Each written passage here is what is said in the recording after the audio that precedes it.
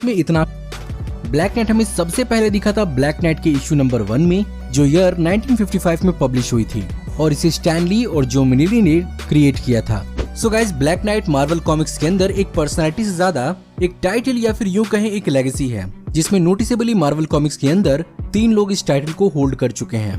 सबसे पहले sir Percy of Scandia, फिर नेथन ग्रेट और फाइनली डेन विटमैन। और माना यही जा रहा है कि कीट हैरिंगटन डेन विटमैन का ही रोल निभाएंगे।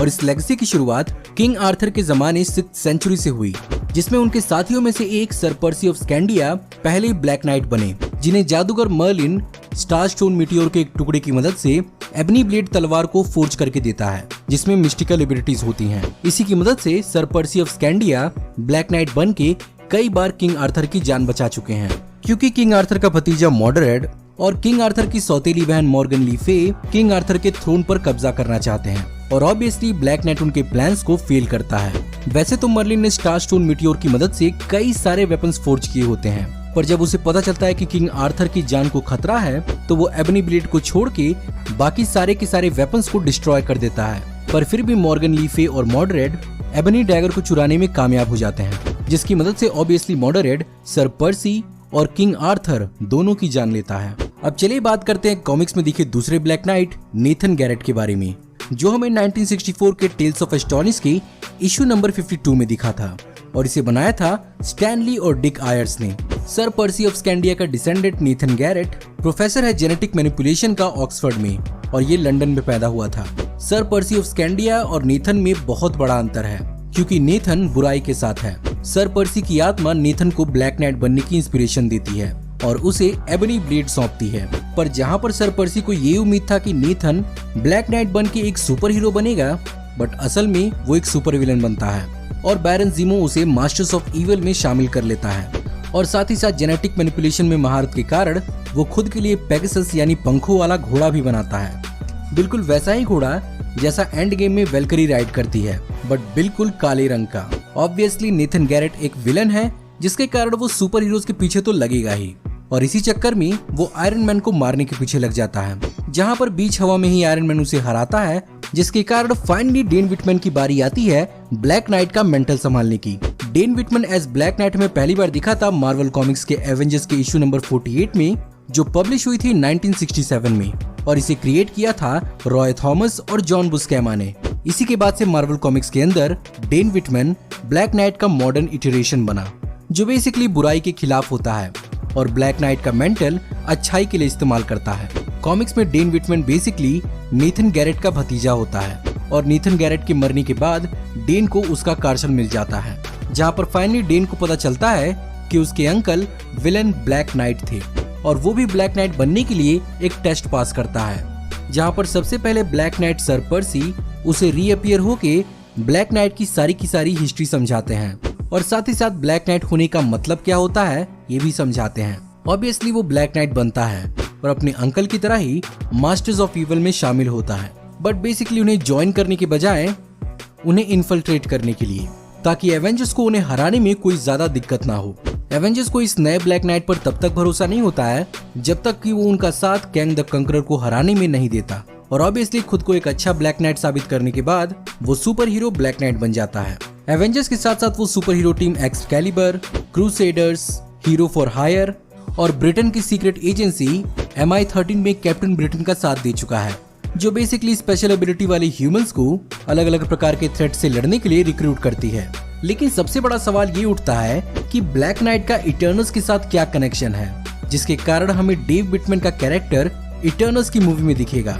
सो गाइस, इसका सबसे बड़ा रीजन है कि कॉमिक्स में डेव विटमैन का कैरेक्टर इटर्नल्स की कैरेक्टर सर्सी के साथ रोमांटिकली इन्वॉल्व है, और कॉमिक्स में सर्सी डेन विटमैन को अपना गन जोशिन भी बना चुकी है। मार्वल में गन जोशिन उन नॉन इटर्नल कैरेक्टर्स को कहते हैं जिन्हें इटर्नल्स अपने सोलमेट के रूप में चुनते हैं और उनके साथ एक टेलीपैथिक बॉन्ड भी बनाते हैं।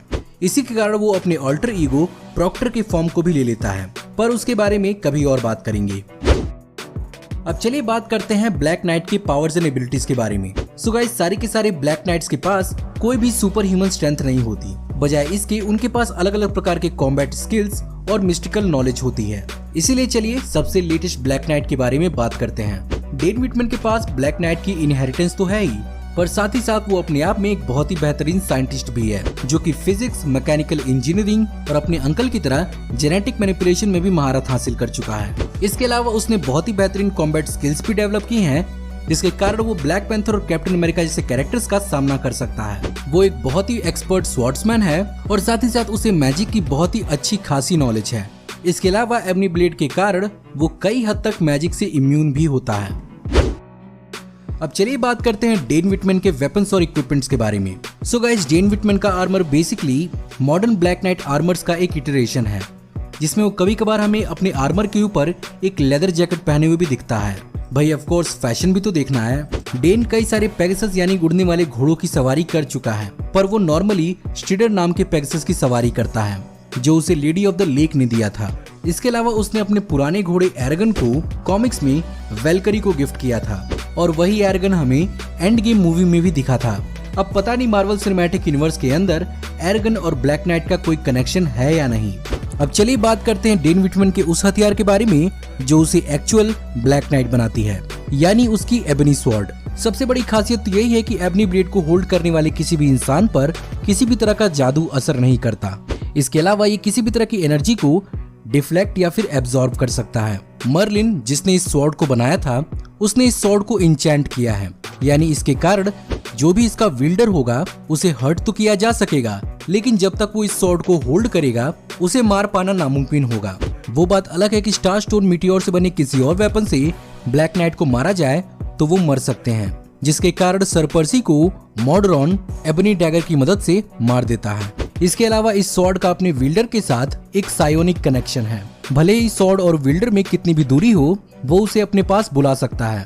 इसके अलावा ये हर प्रकार के मेटल और मैजिकल फोर्स फील्ड्स को काट सकता है, पर फिर भी ये मार्वल के एडमेंटियम धातु को नहीं काट सकता, जिस मेटल के क्लॉ वुल्वरीन के पास हैं। इन सब के ऊपर ये स्वॉर्ड ब्लड को क्रेव करती है, जिसके कारण स्वॉर्ड को होल्ड करने वाले की पर्सनैलिटी और उसके मेंटल स्टेबिलिटी पर बहुत असर पड़ता है। और यही कारण था कि डेन विटमैन के अंकल नेथन गैरेट एक विलन बनते हैं। इसके अलावा जब डेन विटमैन एबनी ब्लेड का इस्तेमाल नहीं करता तो उसके पास एक फोटोन स्वॉर्ड भी है, जो कि बेसिकली बहुत ही ज्यादा कूल है, क्योंकि ये बिल्कुल स्टार वॉर्स के लाइट सेबर की तरह है, जिसने उसे खुद बनाया है। सो गाइज, ये थी ब्लैक नाइट की ओरिजिन और प्रीटी मच वो हर चीज जो आप ब्लैक नाइट के बारे में जानना चाहेंगे। अगर आपको ये वीडियो पसंद आई तो इस वीडियो को जरूर लाइक करिएगा। साथ ही साथ अगर आपको भी किसी कैरेक्टर की ओरिजिन जानना है तो मुझे कमेंट में जरूर बताएं। बाकी अगर आप भी किसी मार्वल फैन को जानते हैं जिसे इस वीडियो को जरूर देखना चाहिए, तो आप इस वीडियो को अपने दोस्तों और ग्रुप्स के बीच में फेसबुक और व्हाट्सएप पर जरूर शेयर करें। और अगर आप ऐसी ही गीकी, नर्डी और ऑसम वीडियोस देखना चाहते हैं तो हमारे चैनल को अभी के अभी सब्सक्राइब